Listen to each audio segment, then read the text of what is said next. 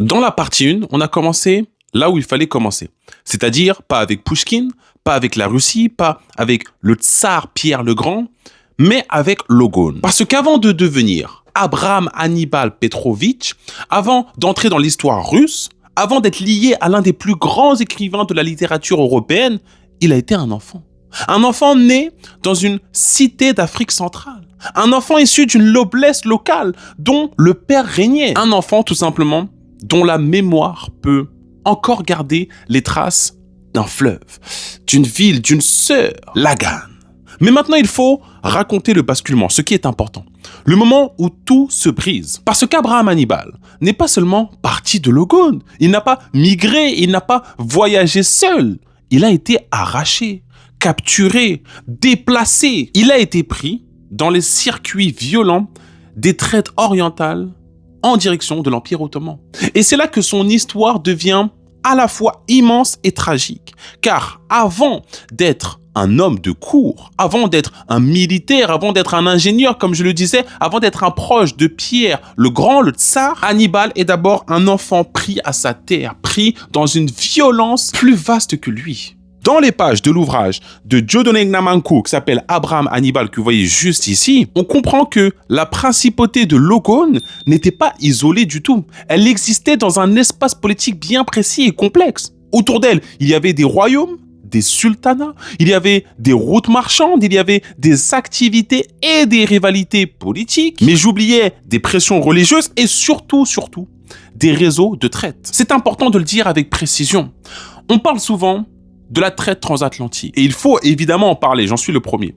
Mais il faut aussi connaître les autres traites qui ont frappé les populations africaines. C'est-à-dire les traites transsahariennes, les traites dans l'océan Indien et plus largement, je vais le dire, les traites orientales en direction du ce qu'on appelle le Moyen-Orient et l'Empire ottoman.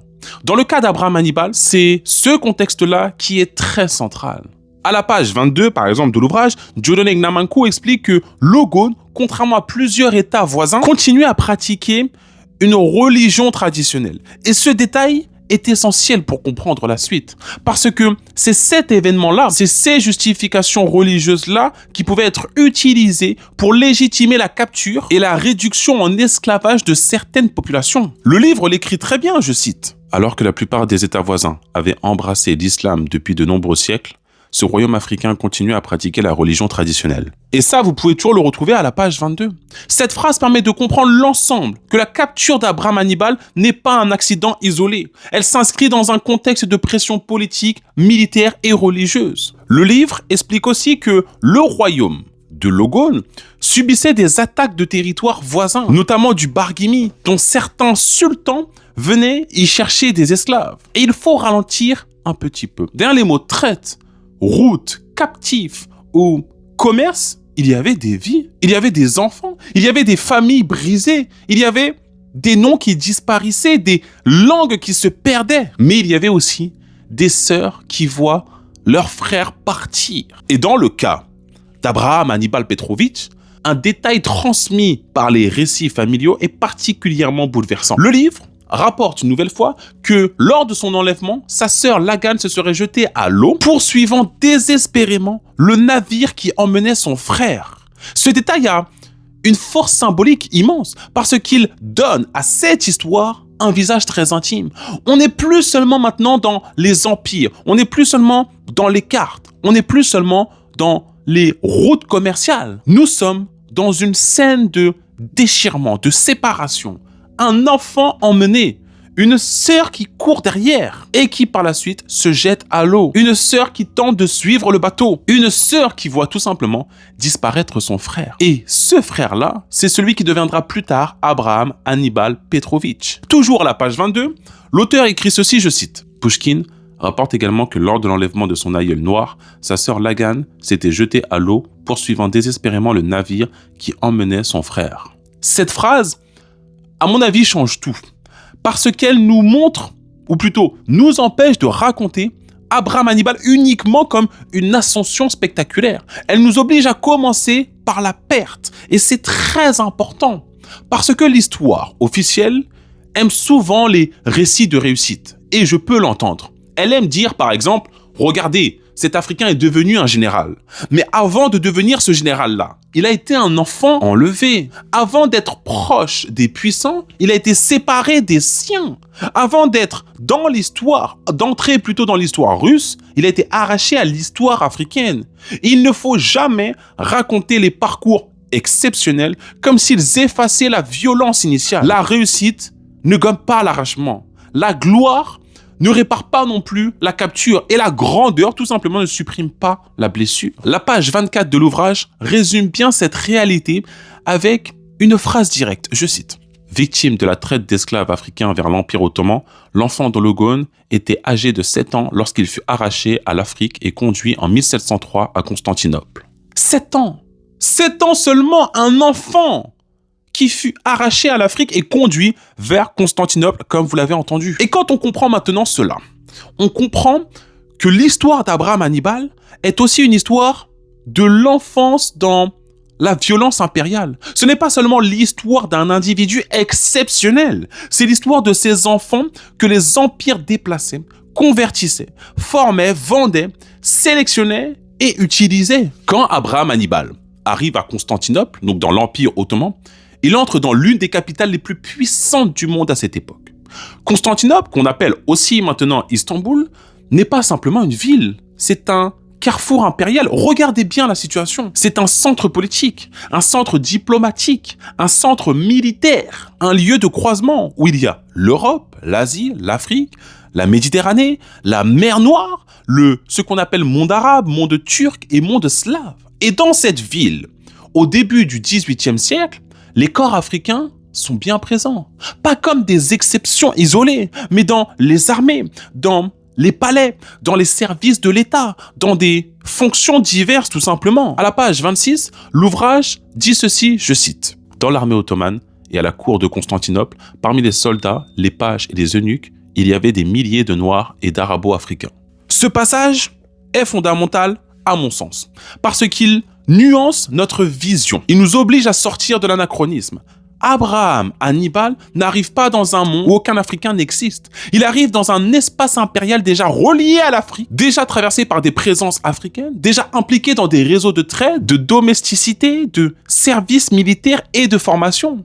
Mais cette présence ne doit pas être idéalisée. Elle est profondément marquée par la servitude, par la hiérarchie et la violence impériale. Et c'est là que l'on comprend l'une des grandes logiques des empires. Ils ne détruisent pas seulement les corps, ils réorganisent les destins. Ils prennent les enfants, ils les déplacent, ils les renomment, comme je le disais, ils les convertissent, ils les éduquent, ils les sélectionnent et ils les forment pour servir le pouvoir. À Constantinople, les enfants capturés ne sont pas tous traités de la même manière. Selon leur origine, leur apparence, leur santé, leur caractère, leur origine sociale aussi, ils peuvent être destinés à des fonctions différentes. Et les enfants de la famille noble, comme par exemple le fils d'un prince de Logone, pouvaient être orientés vers les palais. À la page 27, le livre explique ceci, je cite. Lorsque les enfants arrivaient à Istanbul, Constantinople, ils subissaient des tests de sélection en fonction de leur qualité physique et de leur caractère. Ce que dit cette phrase est glaçant, je trouve, parce qu'elle montre l'organisation même qui est froide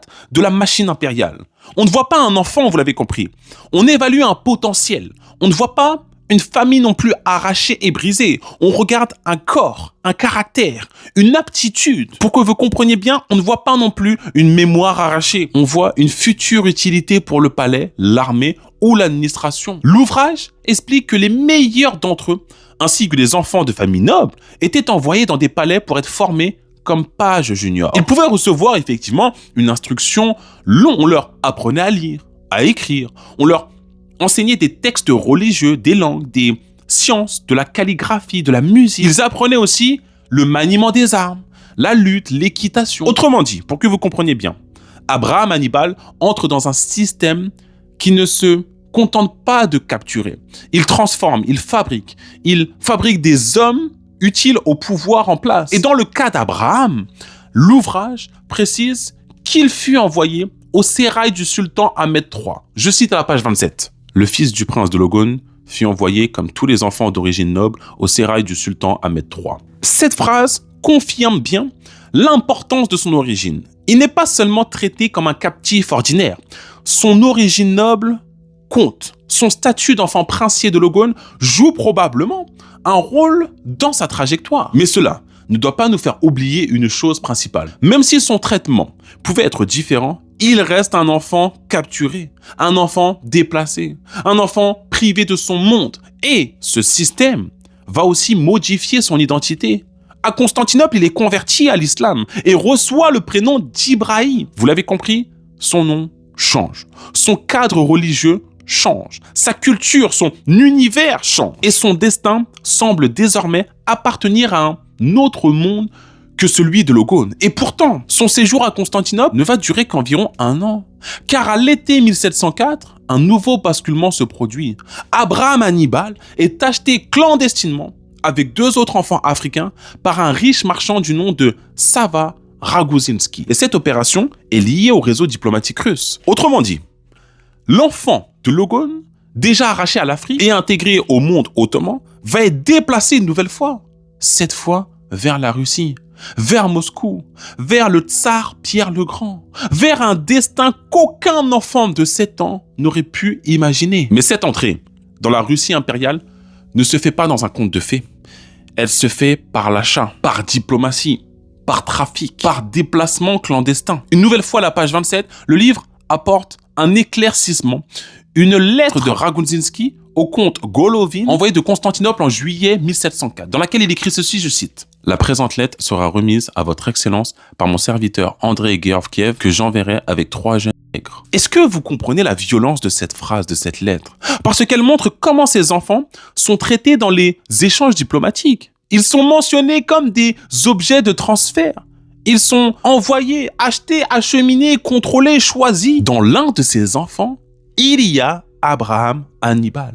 Celui qui deviendra plus tard Abraham Petrovitch Hannibal. Celui qui deviendra le protégé du tsar Pierre le Grand. Celui qui deviendra un ingénieur militaire, un général, l'aïeul du fameux Pouchkine. Mais à cet instant précis, il faut bien repréciser le contexte. Il n'est encore qu'un enfant déplacé une seconde fois de Logone à Constantinople, de Constantinople vers Moscou. Et le livre raconte qu'il fallait plus de 10 semaines pour conduire ces 3 enfants jusqu'aux frontières russes à travers la Bulgarie, la Valachie, la Moldavie et l'Ukraine. Imaginez juste quelques instants ce trajet. Un enfant de 8 ans environ, arraché à l'Afrique, passé par Constantinople comme je le rappelle, conduit par des serviteurs étrangers encore une fois, transporté à travers des endroits inconnus, sans famille, sans langue familière et sans retour possible. Donc, dans cette partie 2, ce qu'il faut retenir principalement, c'est que l'histoire d'Abraham Hannibal ne commence pas par la réussite. Elle commence par la perte, par Logone, par sa sœur Lagan, mais aussi par la capture, par Constantinople. Je peux encore continuer par le sérail, par le déplacement et surtout, seulement ensuite, commence l'histoire russe.